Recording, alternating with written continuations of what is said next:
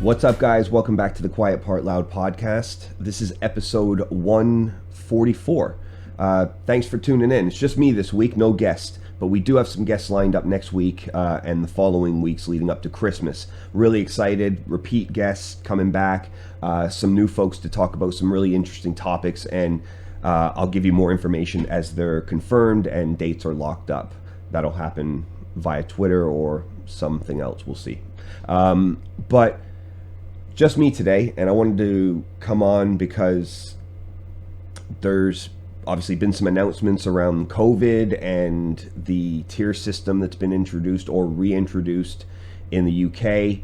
There's been some news around that and how that ties into some other things that I'm really interested in at the moment, namely cryptocurrency and blockchain, which I'm teaching myself about little bit by little bit. It is a deep rabbit hole, and I'm just scratching the surface. But I did buy some Bitcoin this week. I did transfer some other cryptocurrency that I own into a new wallet. I used to own cryptocurrency back when cryptocurrency and Bitcoin was brand new. Unfortunately, I didn't know anything about what I was doing, and I kept it in an exchange that ended up getting hacked. It was Gox, I believe the name of it was now. Hundreds and hundreds of thousands of pounds worth of Bitcoin was stolen. I was caught up on that, unfortunately. So that kind of made me, once bitten, twice shy, and I stayed away from it, but I've always kept my eye on it. After listening to some friends' content and exploring it a little bit more, I've dived straight back in, and I am now actively going to be involved in the cryptocurrency space. I only mention it because it ties into what I actually want to talk about today, which is the talk and the hoopla around the COVID vaccine. There's multiple vaccines now that are showing 90% efficacy in the treatments that are being kind of rolled out and tested now.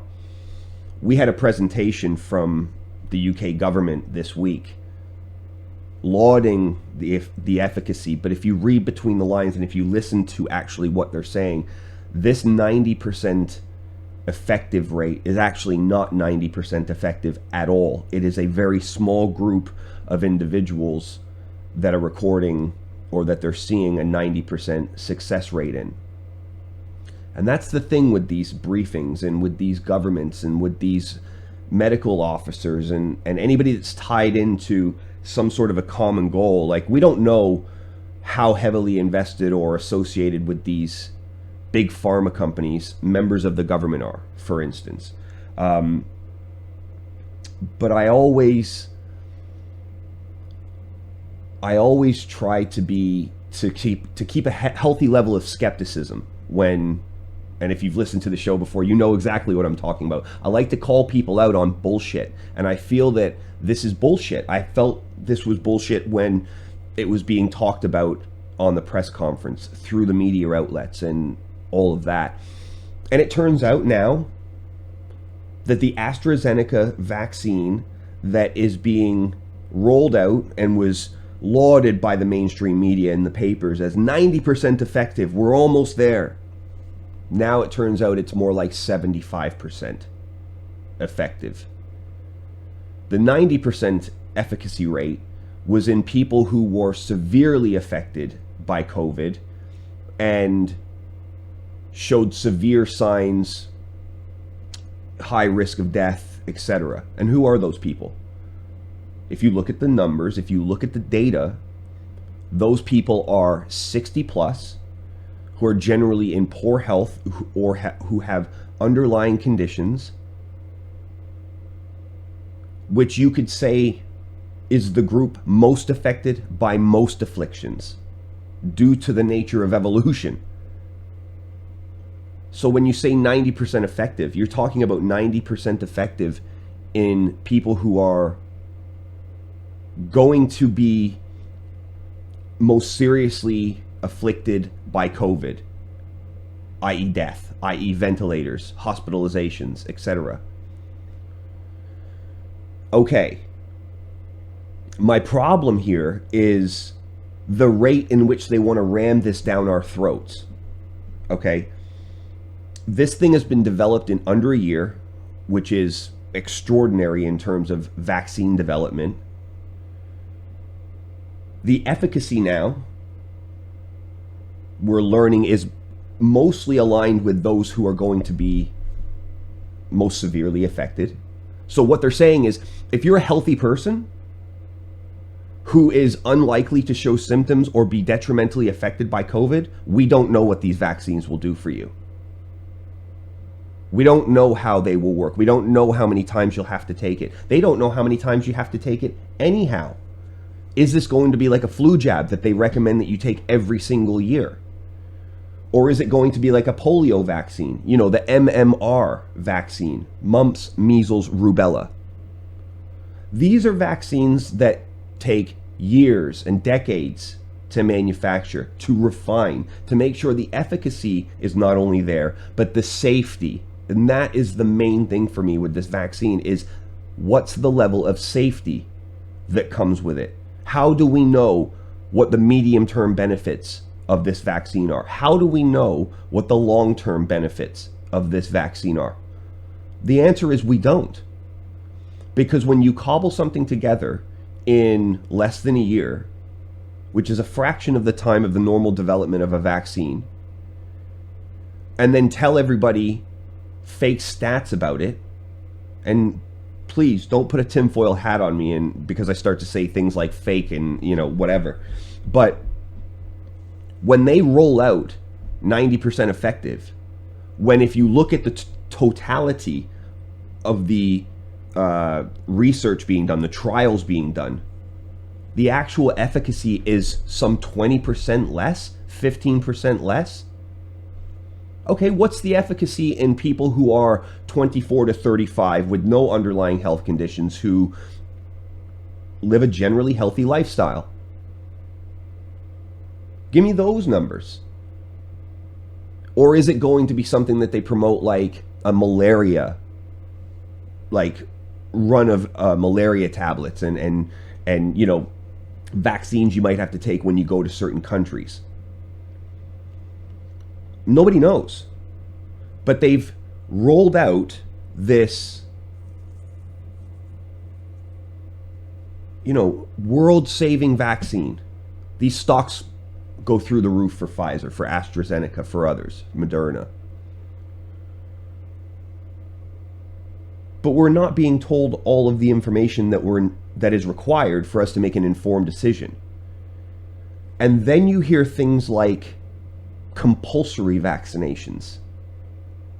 You hear things like, you know, mandating vaccinations for travel or for going to work. And I think, well, why is private industry getting involved in this? Because I asked myself a question a couple of weeks ago. I said, I wonder if this vaccine, when they roll it out, they're going to make everybody have some sort of a stamp in your passport or some sort of a registration to say you're allowed entry to this country only if you've been vaccinated against COVID. I don't know.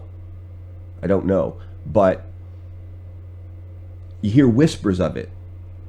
And then you hear an interview with the CEO of Qantas Airlines, who says yes. On television, when asked bluntly to his face, will you require your passengers of your airline, to be vaccinated for COVID-19? And he says yes. We are looking at this for all international travel. And in fact, we're considering it now for domestic travel as well. Okay.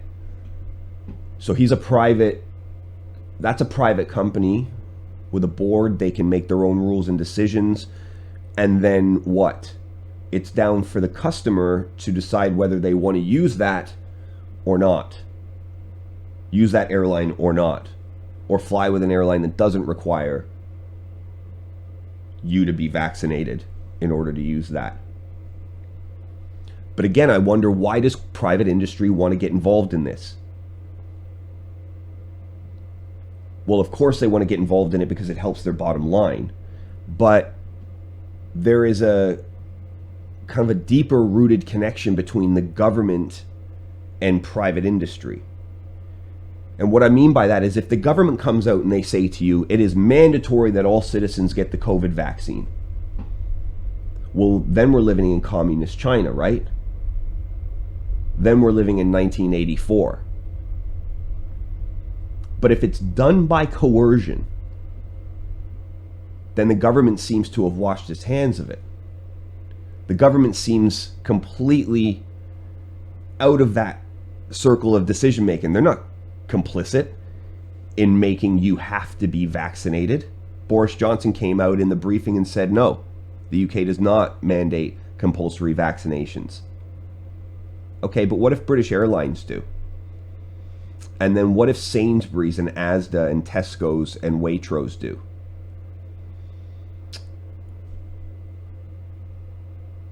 Then don't you kind of have to get it? What if TfL do? Transport for London, the company that run our subway system or our bus system. What if it is mandatory that in order to use those services, you have to be vaccinated with the COVID? So with the COVID vaccine. So if you don't, you can't come to work, or you have to walk or drive. Is it just going to be easier to get it so you can go on about your life, so you can go on holiday with your family,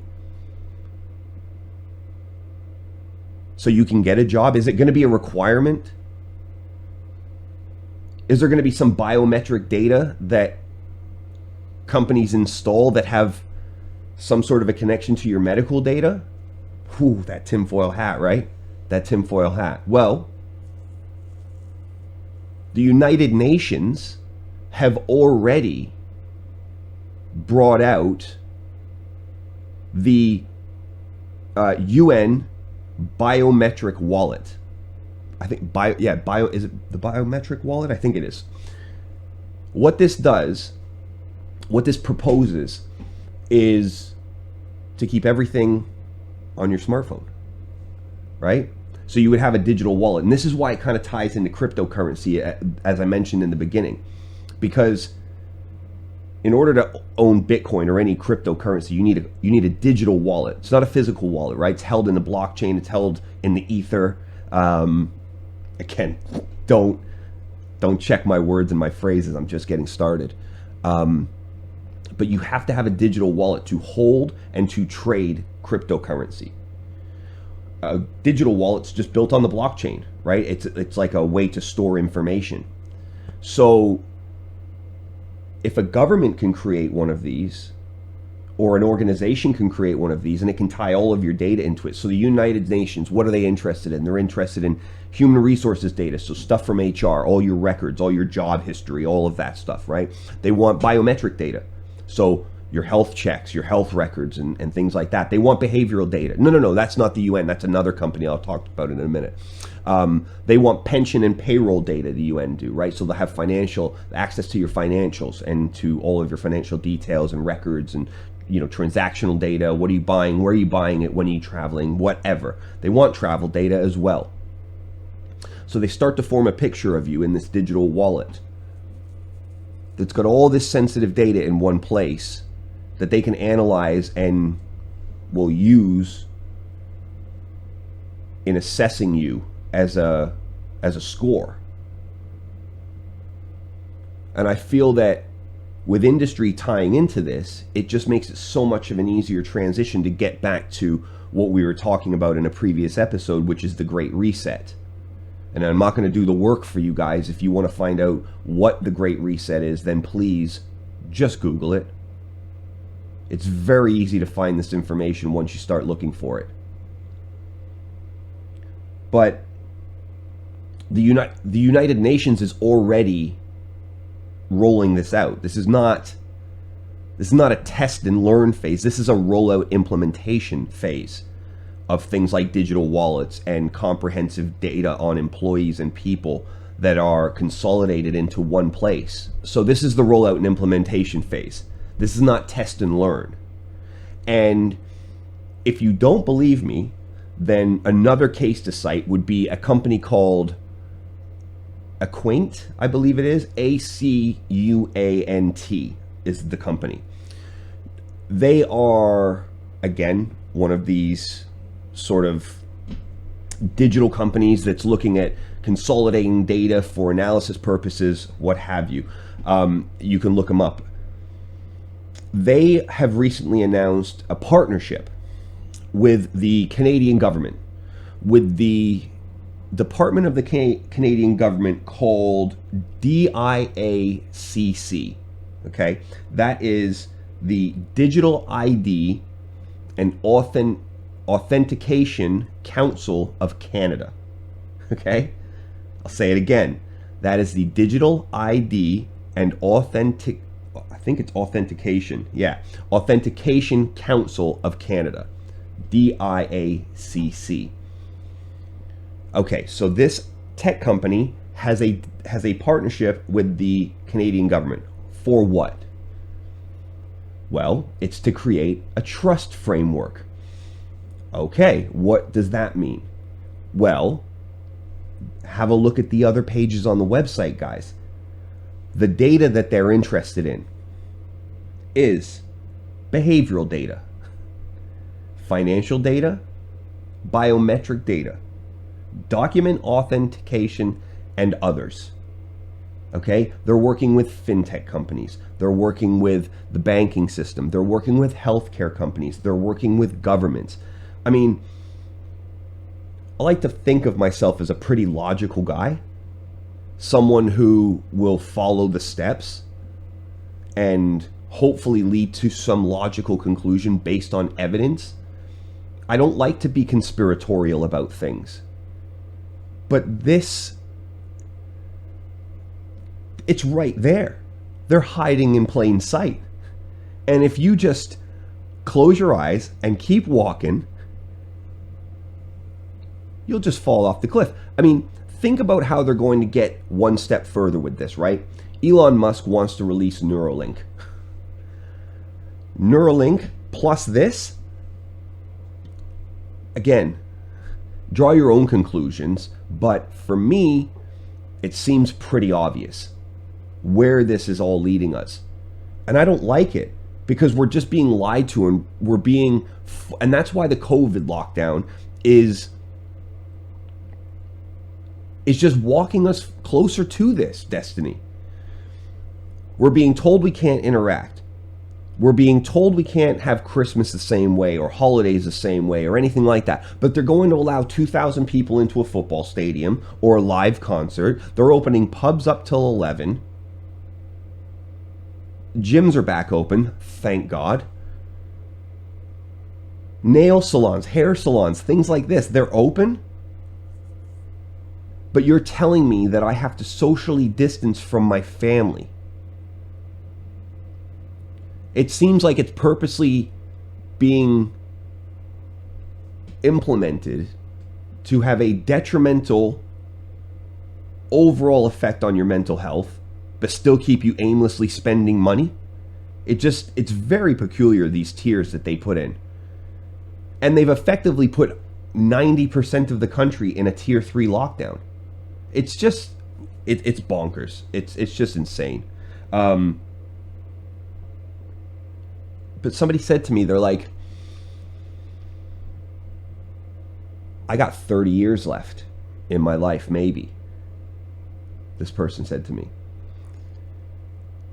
And I'd rather get outdoors and live my life, live my best life with my kids, rather than worrying about all of this institutional corruption, all of this kind of Orwellian Big Brother societal development plans, this great reset. I'd rather not think about that. I'd rather go on holiday with my boys. I'm going to take this vaccine when it comes out, even if it's mandatory and they tell me I have to take it, I'm going to take it. Because I just want to be able to go and travel with my boys and live our best life with the years that I've got left. Whew. It's heavy, man. That's heavy. That got me thinking. Do I worry too much about this stuff? Do I think too much about this stuff? Probably. But I also like it. It also interests me to know what's going on. I like to peek behind the curtain. I grew up poor. I had nothing. And to think that there's this level of corruption that we have, this level of incestual business dealings and rubbing each other's back, and how they're doing it all from, from the perch, overlooking the rest of us, snickering and laughing and saying, look at what we're doing, and just moving the chess pieces around, knowing that nobody can do anything about it.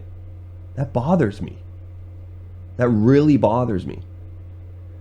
We've seen these PPE contracts go to friends of the government for £100 million. And they say, well, it was all above board. The consultation period, the consideration, that was all legit.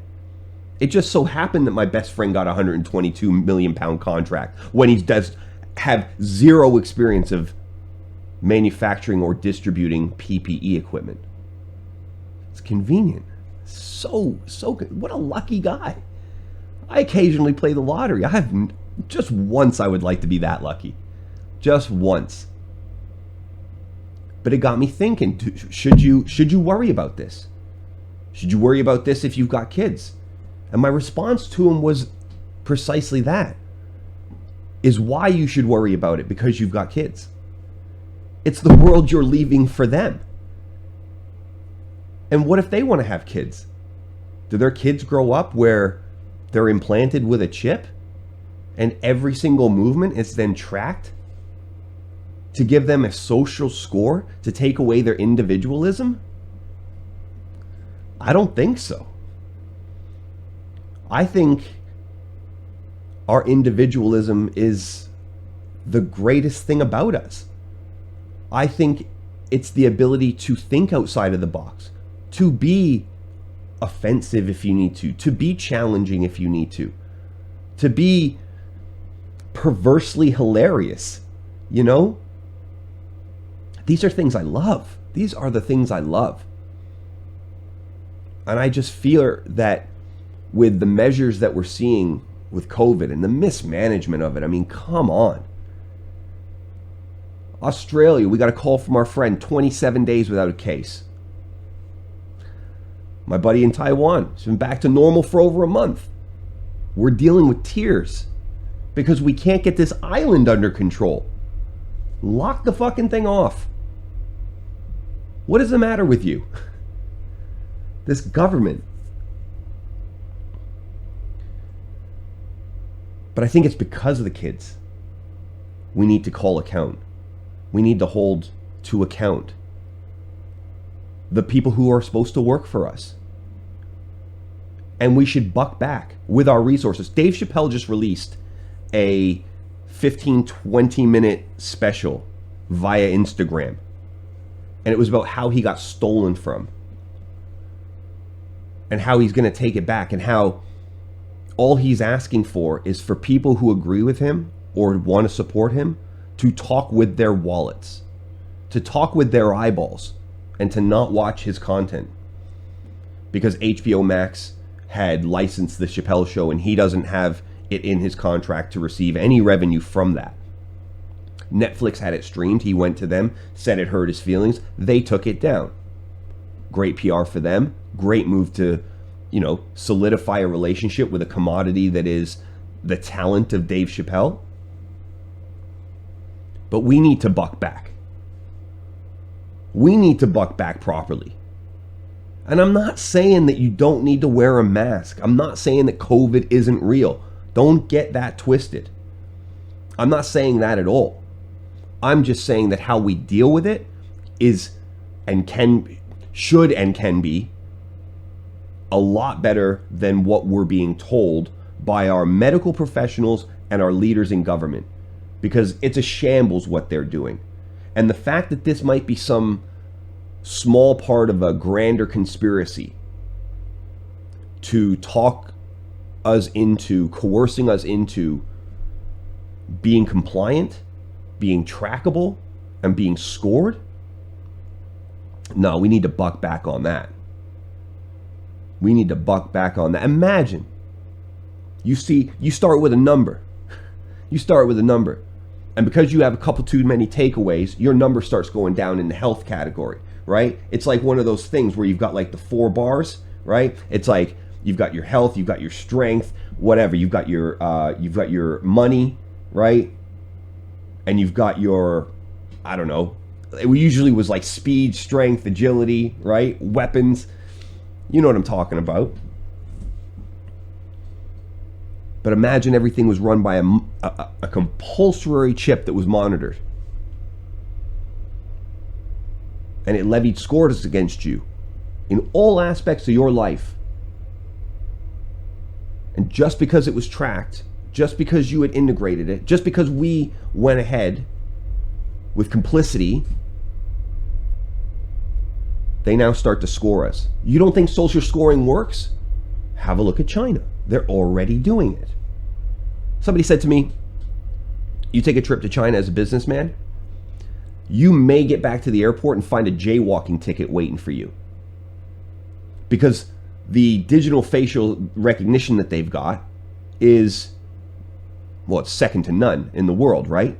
And they track you from the moment you land until the moment you leave. And everything is automated.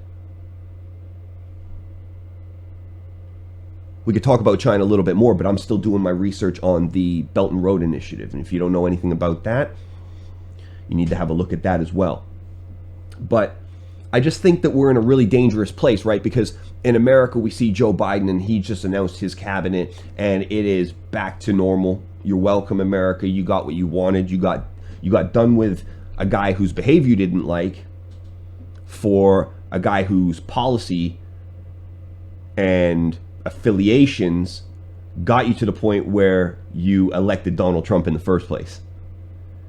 And for anybody out there that screams, yay, Trump's gone, yay, Trump's gone, this is the best thing that's ever happened, has not looked at the vote count recently. This was an historical election for Joe Biden, right? Well, it was an historical election for Trump as well. Because Joe Biden may have gotten the most votes of all time, but Trump got number 2. And that should concern a whole lot more people than it makes happy that he's not in office.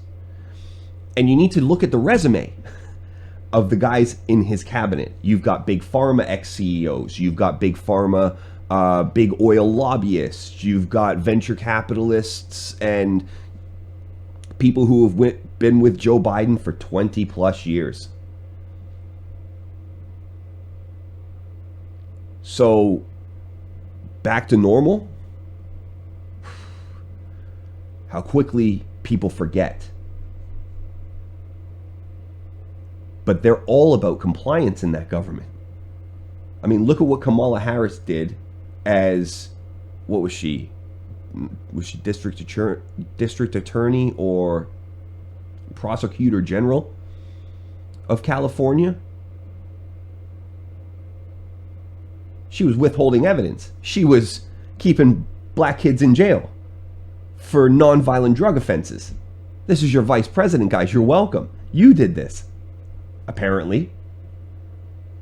You elected Joe Biden and Kamala Harris. Kamala Harris. But if you don't think that they want control, these interventionists. The whole thing is just becoming a nasty, nasty cycle. And I just think, and I'm not talking about kicking back the way Black Lives Matter and Antifa kick back. I'm not talking about that. I'm talking about wallet, civil disruption. Like getting yourself off the tip. Like, this is about self-reliance, right? This is about accountability. This is about you doing what's right for you and yours. Don't walk blindly into the night led by these morons. Look what they've done for you so far. They've ruined a year of your life when some of the world with much less resource in the UK and the US are back to normal. This didn't have to ruin our lives. This didn't have to take the effect on us. Arcadia Group is going out of business. They say they might be going bankrupt. Listen, when they put it in the news that they might be going bankrupt, they're bankrupt. Okay? It's not like they're like, come on. But I just think we need to push back on these things, because if we don't, then we just get fed them. And we make excuses for ourselves why we don't need to fight back, because it's easier not to. I always like a good fight. Isn't it worth it? Isn't it worth it sometimes? And I get it. It's just about living our best life. But shouldn't we decide how living our best life goes? Shouldn't that be up to us? And also, shouldn't we have the confidence in the folks that we elect to lead us to do better? To be more competent? Think about the request, the nature of that request. Can you be more competent? Your incompetency doesn't fill me with any sort of security or any sort of confidence. So can you do better? That's a wild, wild notion that you have to make that call from the people you elect to lead you. Because the people who go up for that position are never the best for the job. And at the end of the day, you're a number to them and a commodity to them. And all you have to do is look at any interview that's been given by the government or any politician in the last, 50 years. Never once do you get a straight answer. Never once do they get straight to the point. Never once do they want to admit that they've been wrong. And I just think enough is enough. You better not come to my door and tell me I got to stick a needle in my arm whether I like it or not to get something that works 1 out of 4 or 3 out of 4 times. You got to do better than 70%, 75%. Come talk to me when you've given 100 million people this thing and we've watched over the last 10 years what it's done to them. If it's safe after that, I'll line up. And to a degree, I'm being somewhat facetious, right? Because I don't know what my tipping point is. I don't know. Like, if my wife comes over to me and says, listen, we haven't been able to leave the country in 3 years. You need to go and get the shot in your arm. It makes you feel a certain kind of way. So I don't know. I'm just saying that around every corner seems to be someone just running off, and you can only see the back of their, the back of their coat. And you're like, what was that? What was that? And it's just whispers and it's shadows of things. But I'm telling you, I've been doing this research on getting myself in order whereas my investments are concerned, and I've been looking at cryptocurrency, and I'm in. But when you look there and then you link off and then you do a bit more research and then you see names repeating, you start to see that there's some things going on. There's this amazing technology out there that has the ability to redefine our world the way the internet did. This blockchain. Nobody understands blockchain. I don't understand blockchain. I don't understand anything about it. But I'm listening to some very, very intelligent people that know a lot about it. It's their job to know a lot about it. It's how they spend every day. And they're not saying that this is going to be a big deal. They're not saying that this is going to be groundbreaking. They're saying that this is going to be a world changer.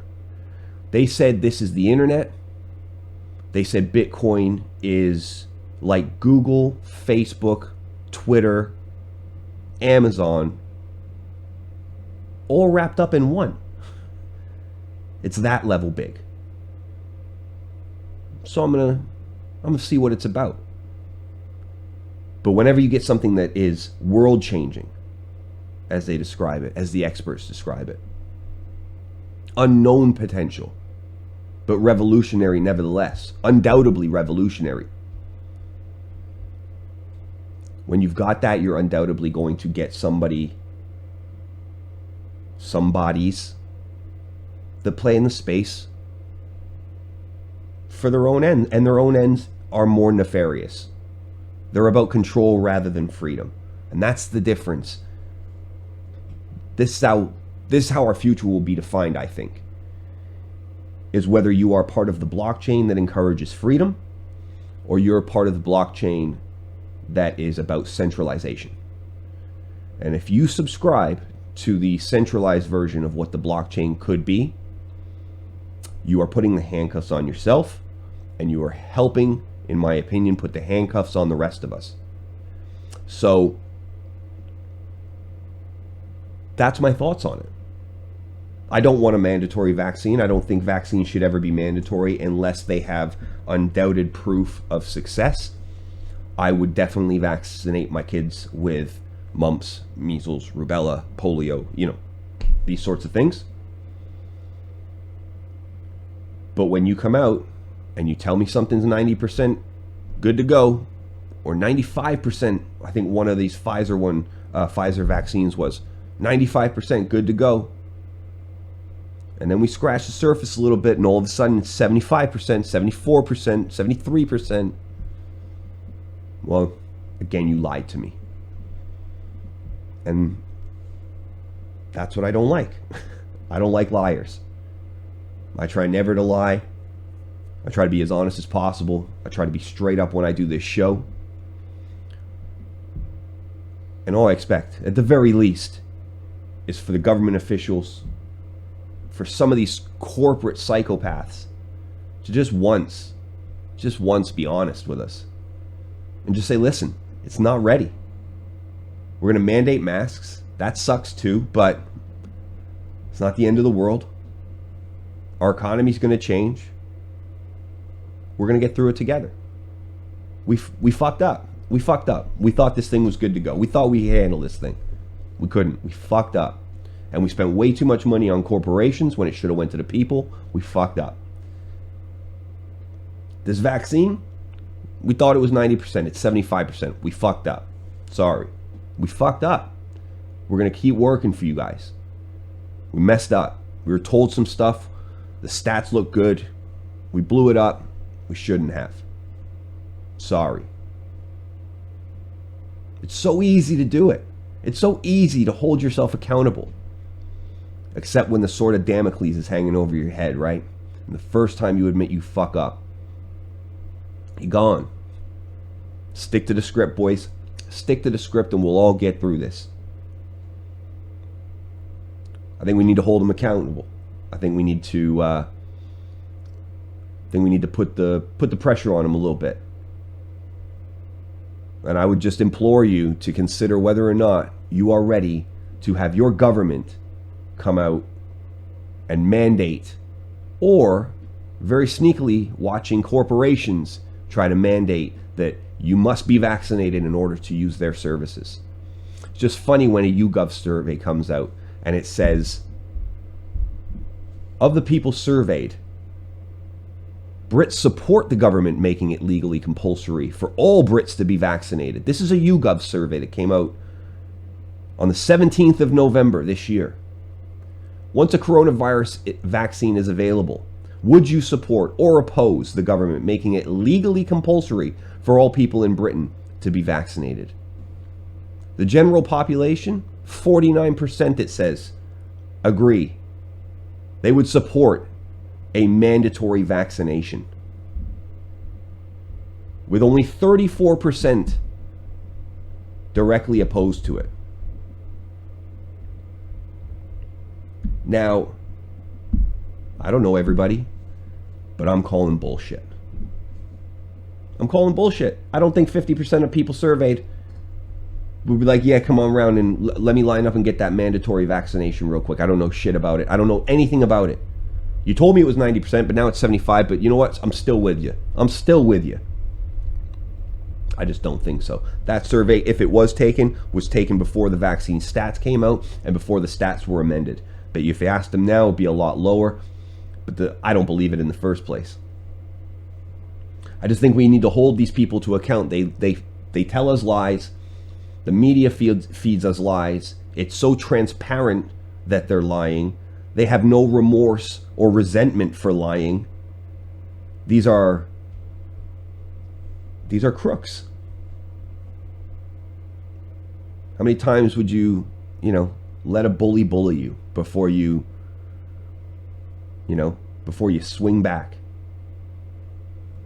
Anyways, I just wanted to come on and say that and just kind of give my thoughts on this vaccine, because when I saw the CEO of Qantas come out and say, yeah, we're doing it. Well, cool. Guess what? Never using Qantas. If a grocery store was to come out and say, yeah, you've got to have an ID card that, you need to flash or scan to get you in the door, I'm never going there again. It's just as simple as that. I'm not going to be told what to do. Just like the pronoun things, I'm not going to be told what to call you when you just make some shit up for yourself. There was a video on Twitter. It was hilarious. There was like 5 people sitting around the table. This new guy came over for lunch, and they were like, "Hey, I'm a panda, and I identify as a, I don't even fucking know. I'm not even going to try." But again, compliance. Leave me alone. Let me live my life. Anyways, I hope you guys live your life. I hope you have a good weekend. Stay tuned to The Quiet Part Loud on YouTube. Check us out on Twitter, our Facebook page, Instagram. We're all over. But we generally put our thoughts out on Twitter, so definitely follow us there. More and more YouTube stuff coming up every week, and some really, really good guests. So that's it. I'm going to wrap it up and have a good weekend. So until next time, guys, thanks for tuning in. My name's Daryl. I'm your host, and I'll see you next week.